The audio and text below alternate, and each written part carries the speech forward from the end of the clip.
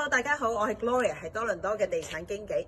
咁今日咧就介紹一下一個翻新嘅屋。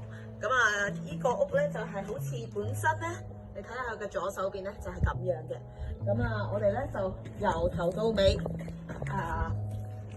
做一個裝修。其實除咗側邊嗰兩埲牆留低之外咧，其餘我都已經拆晒啦。先嚟睇下。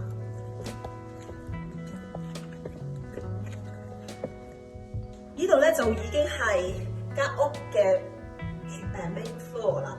咁呢度將會係乜嘢嚟咧？呢度會係一個廚房啦、飯廳，再去到前面嘅話咧，就係我哋一上樓梯入嚟個大門，呢個 frame 嚟咧係一個洗手間。其實所有嘢都拆晒㗎啦，剩翻側邊嗰兩埲牆。咁點解要咁樣做咧？因為喺多倫多，如果你重新去起一間屋嘅話咧，政府係會收你一個稅項，叫做新屋嘅稅項係13%。所以咧，點解一定要留翻側邊嗰兩埲牆就係咁解啦。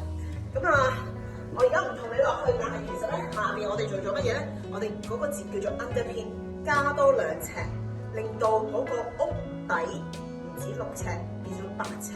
下面就可以做到一個娛樂嘅房間啦，又或者如果有一啲老人家想住喺下邊或者有一個Danny 都可幫你睇細路都可以住喺下邊咁樣，變咗咧到陣時咧就會喺側邊嗰度入嚟啦。OK，或者我哋再上埋上邊睇睇，由呢個上嚟2樓，呢個樓梯咧當然就唔係最後翻到嗰個樓梯啦，只不過係工程用嘅樓梯。喺2樓咧，我哋將會有啲乜嘢嘢咧？其實就係2間房間，每間房間有自己嘅洗手間。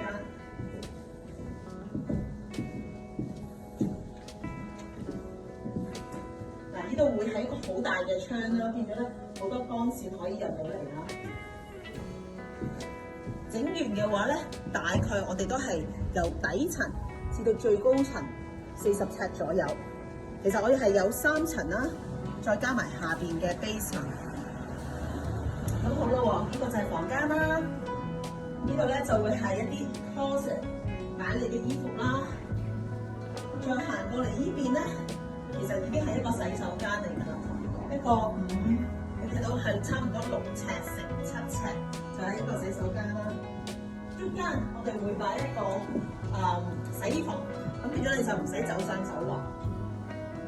咁呢邊嘅話，亦都係啦，另一個房間同埋隔離嘅洗手間。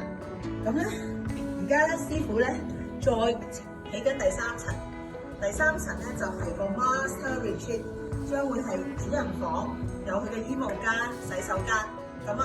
前後咧我哋都會有個陽台咯，咁變咗都可以出去嘆杯咖啡啊。呢一類型嘅裝修講緊花費嘅費用咧，大概係80萬左右啦，嗰個裝修費。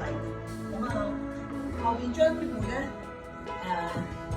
起一個garage。到下一次嘅過多幾個月，我哋再嚟參考下嗰個影片啦。呢個分享係大家學識多少少關於裝修嘅過程。OK，take care，bye。